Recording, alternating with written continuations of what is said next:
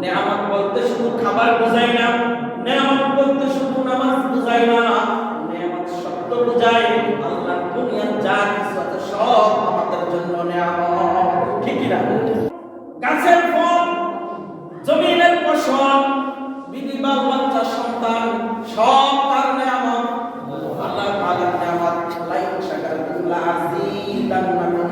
আল্লাহ বলেন বান্দারে সব হচ্ছে আমার নেয়ামত। তুমি যদি আমার নেয়ামত খায়া শুকরিয়া আদায় করো, আমি আল্লাহ পাক রব্বুল আলামিন তোমার নেয়ামত বাড়াইয়া দিব।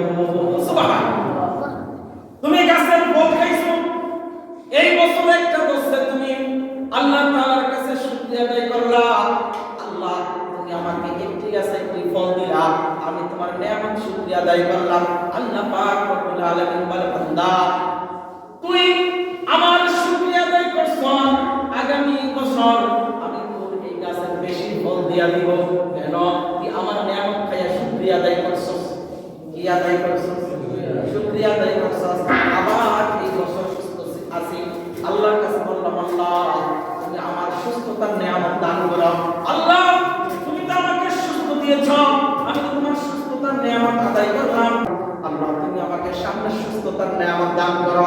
আল্লাহ বলে বান্দারে তুই শুকরিয়া আদায় করলি সুস্থ থাইকা যা, আমি তোকে সামনে সুস্থতার নেয়ামত দান করে দেব।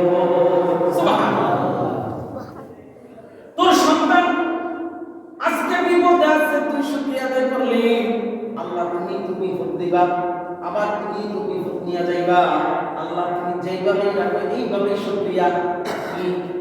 আল্লাহ এমন খুশি হয়, খুশি হয়। আল্লাহ বলে বান্দারে আমি তোর সন্তানকে অসুস্থ দিলাম, কিন্তু তুই আমার প্রতি একটু নারাজ হস না, তুই শুকরিয়া আদায় করবি। আল্লাহ বলে লাইন শাকারতুম লাযীদান্নাকুম।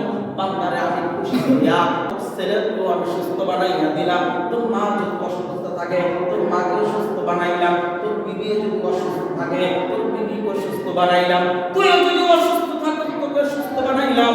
কেন? তুই আমার নেয়ামতের শুকরিয়া আদায় করছিস। সুবহানাল্লাহ। নেয়ামতের শুকরিয়া আদায় করলে লাভ না লস? লাভ, শুধু লাভ। আল্লাহ পাক রব্বুল আলামিন বলে বান্দারে তুই শুকরিয়া আদায় করছিস, তোর নেয়ামত বাড়াইয়া দিলাম, কিন্তু আর যদি তুই ওয়ালাইন কাফারতুম ইন্না আযাবি লাশাদীদ, আর তুই যদি নেয়ামতের শুকরিয়া আদায় না করস, খালি বলস আল্লাহ খালি আমারে একাই দেখে, শুধু আমাকেই রূপ দেন, আমাকেই বিপদ দেন, আমার গাছে ফল দেন, আমি এত নামাজ পড়ি, কিন্তু যে বেনামাজি তার কাছে ফলের অভাব নাই, কিন্তু আমার কাছে ফল নেই। ওই ব্যক্তি নামাজ পড়ে না, তার জমিতে ফসলের অভাব নাই, কিন্তু আমি নামাজ পড়ি কিন্তু আমার ফসল নাই। এরকম সমাজ লোক আছে না নাই? আমি এত নামাজ পড়ি কিন্তু আমাকে রোগে ছাড়ে না, আর ওই বেনামাজি নামাজ পড়ে না কিন্তু তার কাছে রোগ নাই। এরকম সমাজের লোক আছে না নাই? কিন্তু নামাজ পড়ে না কিন্তু সুস্থ আছে। আর আমরা নামাজ পড়লেও আমাদের অসুস্থ লাইগা থাকে, এরকম পাবলিক আছে না নাই? আল্লাহ পাক রব্বুল আলামিন বলে বান্দারে তাকে তো দুনিয়া দিলাম, দুনিয়ার সুখ দিলাম, তাই জন্য তিনি দুনিয়ার সুখ আদায় করে তোর জন্য স্পেশাল দুনিয়ার সুখ না, আমি রেখেছি জান্নাতের সুখ। সুবহানাল্লাহ। দুনিয়ার সুখের প্রয়োজন না, জান্নাতের সুখের প্রয়োজন। দুনিয়াতে 50 বছর 60 বছর 70 বছর বাঁচলি, এই সীমিত সময় হাদিস শরীফে আসছে হযরতে মুসা আলাইহিস সালামের উম্মতের যেই হায়াত আসর থেকে মাগরিব পর্যন্ত, আমাদের হায়াত নাম হচ্ছে আসর থেকে মাগরিব পর্যন্ত।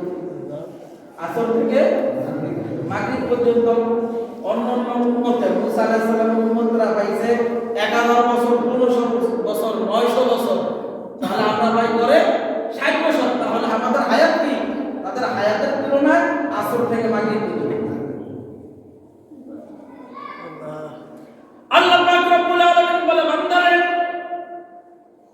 তুই আমার কাছে শুকরিয়া আদায় করছ, তোর নিয়ামত বাড়াইয়া দিলাম, আর যদি শুকরিয়া আদায় না করস, ওয়ালাইন কাফারতুম ইন্না আযাবি লাশাদীদ, তোকে মাত্র এক জায়গায় এক খাতে অল্প ফসল দিলাম, তুই আমাকে গালিগালাজ শুরু করছস।